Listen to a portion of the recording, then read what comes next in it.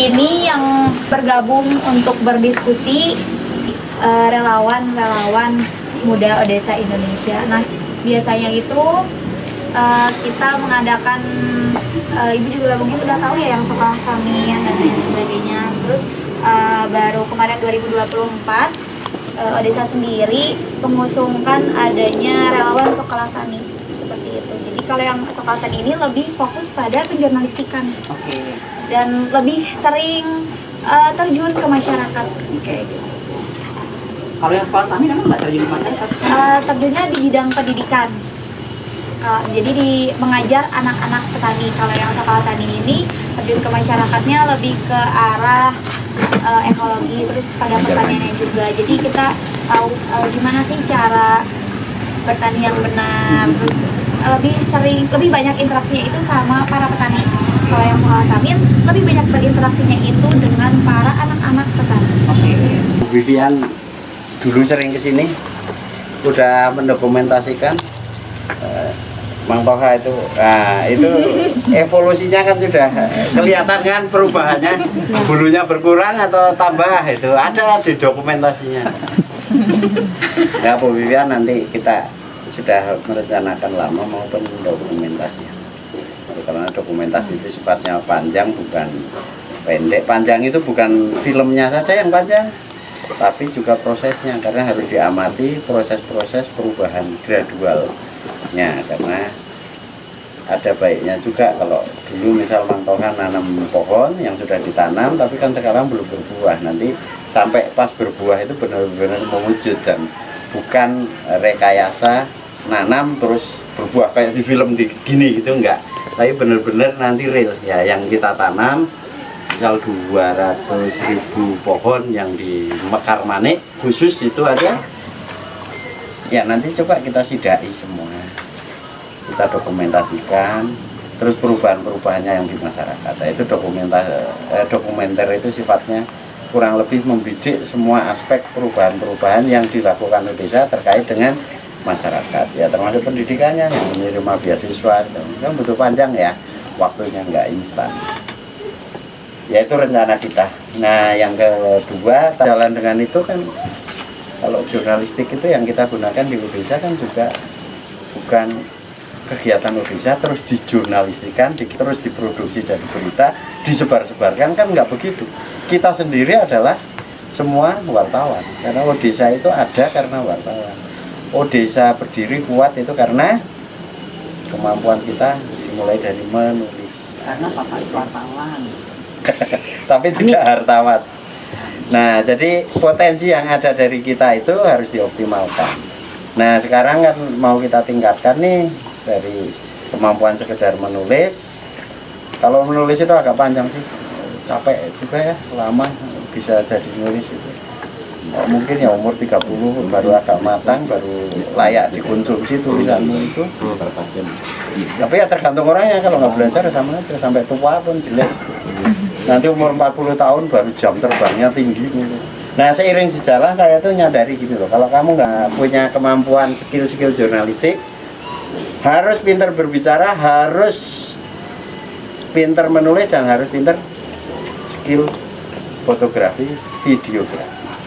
Nah, sesi kali ini adalah fokus pokok belajar sama Ibu Vivian. Dan karena saya sama sekali nggak ngerti bidang-bidang jurnalistik, karena memang saya itu kalau waktu digerakkan ya fokusnya nulis. Ada kameramen mungkin Bu Vivian kenal, namanya Lexi Rambadita. Tapi saya sama sekali dulu, kamar saya kos-kosan itu dulu kameranya Lexi itu, wah barang-barang mewah itu. Saya cuma melongo aja, ngerti megang aja nggak berani, takut terus. Nah sekarang kalian beruntung banyak alat. Ini ada Daus, ada Fadil, ada Sitrus, ada Hakim, Haifah Hasna. Ini harus diintegrasikan supaya kita bicaranya nggak usah pelatihan saklek per sesi ya, tapi sama Bu Vivian itu konsultasi kolektif untuk peningkatan skill masing-masing, dibagi spesifikasi, dan di sini sudah tumbuh kolektivitasnya, ketularan senior Odesa. Maksudnya bagi tugas itu hal yang biasa, tidak gontok-gontokan. Pintar kerjasama, apalagi di dunia filmmaker, videomaker. Kalau lemah kerjasamanya, luar biasa gagalnya. harus pintar kerjasama. Kalau di jurnalistik tulis apa itu lebih sederhana sih. Kurang kerjasama ya asal dia penulis jalan sendiri, nggak usah motret juga nggak masalah karena nanti ada fotografer. Tapi kalau dalam videografi gila, mulai dari perencanaan sampai hasil akhir itu tingkat kerjasamanya sangat tinggi, dan saya percaya teman-teman ini mintanya dibentuk kerjasama bukan untuk kompetisi itu, karena rival kerjasama adalah kompetisi gitu. Kalau kompetisi itu dengan luar nanti kalau lomba atau apa, tapi kita kan nggak untuk ke situ kan, arahnya itu sudah bagus. Nah itu prolog dari saya. Oh ya, Mang Toha itu adalah relawan yang Ekstra senior. Oke, ini prolog ya, biar terintegrasi langsung. Bu Vivian dulu sudah sering kesini, jadi udah ngerti Odesa. Nggak kayak kalian lah, masuk ke Odesa, tanya Odesa, nggak ngerti. Kalau Bu Vivian pelajari dulu Odesa, itu websitenya ada. Udah ya, Bu, lanjut ngobrol. Teman-teman semua, selamat sore. Sorry ya, telat. Saya tadinya mau berangkat agak pagi ke Bandung, tetapi tadi malam dapat kabar udah jam 10 malam bahwa hari ini ada meeting jam 10 pagi di Kementerian Pariwisata, jadi saya nggak bisa absen gitu karena ada beberapa tugas yang harus saya lakukan gitu ya. Terus oke, nah kenapa saya ceritakan ini soal telat saya, karena tadi itu meeting menarik, ada hubungannya juga sama urusan film ya, karena ada orang dari luar negeri, ada orang dari Italia ya, fotografer terkenal sekali namanya Mario Testino. Teman-teman bisa coba Google siapa Mario Testino ini. Mario Testino ini kira-kira sudah 20 tahun lebih berkecimpung di dunia fashion dunia ya, fashion inggil, merek-merek internasional gitu ya. Nah tapi di masa tuanya, sekarang dia umurnya udah 70 tahun, dia switch ketertarikannya itu. Dia kemudian sekarang ini punya waktu untuk tidak hanya kerja secara komersil, tapi juga untuk melihat passionnya dia di fotografi. Jadi yang dilakukan adalah dia membuat sesi-sesi foto dari negara-negara, dia merekam kebudayaan asli.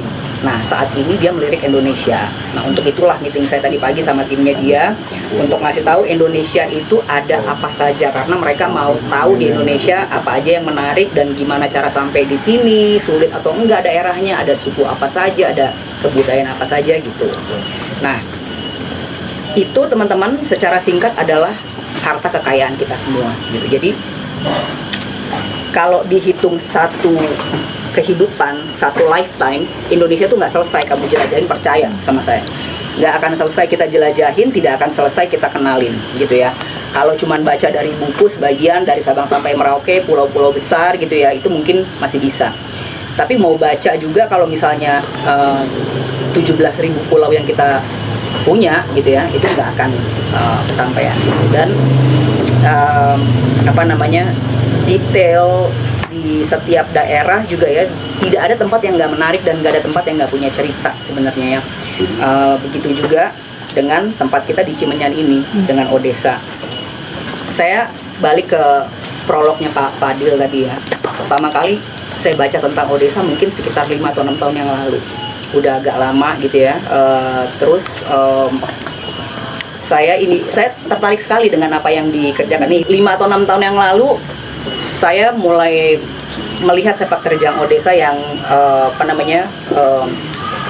sangat luar biasa dan potensial gitu ya untuk mengembangkan masyarakat di, kalau kita lihat wilayahnya nggak besar ya, Cimenyan, Cikadut gitu ya, tapi dampaknya yang kita lihat ya, before dan after. Tadi kenapa juga Pak Faiz bilang yang namanya dokumentasi atau membuat pengetahuan lokal itu nggak bisa sebentar, karena ada elemen waktu.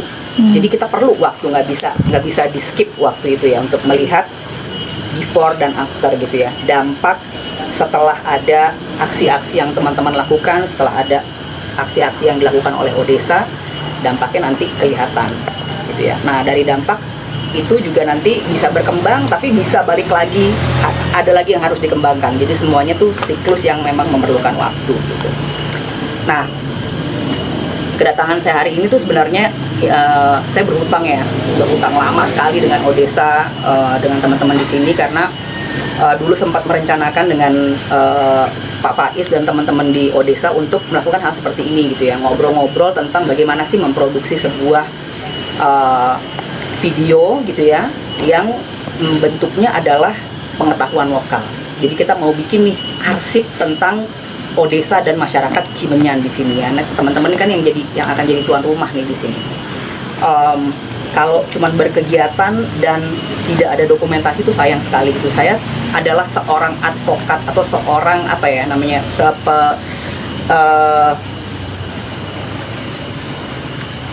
pemotivasi siapapun yang bekerja melakukan apapun harus melakukan dokumentasi gitu ya, karena ini sebenarnya sebelumnya belum disadari gitu. Banyak orang menulis gitu ya tentang apa namanya kegiatan yang dilakukan, tapi teman-teman perlu tahu power dari medium audiovisual, yaitu film, video gitu ya. Medium ini adalah yang sampai saat ini medium yang paling kuat untuk mempengaruhi opini dan menciptakan pengetahuan baru. Karena apa? Karena dia punya dua elemen itu, elemen audio dan elemen visual gitu ya. Visualnya visual bergerak lagi ya, jadi bukan cuma gambar diam gitu ya. Nah, kita bisa membaca buku gitu ya, tetapi buku itu punya keterbatasan. Dia bisa juga menggugah emosi, tetapi tidak sekuat ketika mediumnya itu mempengaruhi olfactory sense kita, pendengaran kita ya gitu ya, dan visual kita. Ini langsung berpengaruh ke psyche, dan film ini atau audiovisual ini dikatakan adalah sebuah medium yang bisa menciptakan impact berupa aksi. Kalau kita baca buku gitu ya, dari nggak tahu jadi tahu, itu bisa pakai buku ya. Kemudian dari tahu jadi paham lebih banyak. Nah, film itu dari tahu dan paham lebih banyak, kemudian ada dorongan untuk bergerak. Jadi kalau teman-teman mungkin belum pada lahir ya waktu tahun 98 ya, ketika di Indonesia dan di Asia Tenggara terjadi gerakan melawan status quo pemerintahnya gitu ya. Salah satu alat yang paling berjasa ketika itu adalah film. Jadi sesuatu yang terjadi di Manila gitu ya, kemudian dikirim ke Indonesia, ke Jakarta, inilah yang kemudian menjadi pembakar semangat teman-teman di sini gitu ya, untuk ikut bergerak, dan ini akan terus terjadi di mana-mana. Nah, di zaman itu berapa tahun yang lalu sih? 98 belum ada, 30 tahun yang lalu ya? 26 tahun yang lalu ya? Teman-teman belum pada lahir kan? Siapa yang belum lahir waktu itu? Belum lahir kan? Karena belum pada lahir, kita udah jatuhin presiden, ini teman-teman belum pada lahir. Oke, nah dulu tuh nggak kayak sekarang ya, belum ada tuh telepon, handphone itu cuman kayak bisanya SMS ya. Bu Kokom kan nggak? Bu Kokom jangannya belum lahir juga waktu itu. Belum, reinkarnasi doang. Cuman bisa SMS, itu juga terbatas, hitam putih, nggak berwarna, nggak bisa milih font, bla bla bla bla bla bla gitu ya. Terus fast forward 26 tahun kemudian sampai sekarang kan, tiba-tiba orang di kutub utara, kita di Cimenyan, kita bisa ngobrol. Itu semacam keajaiban sih sebenarnya ya kan. Ini ada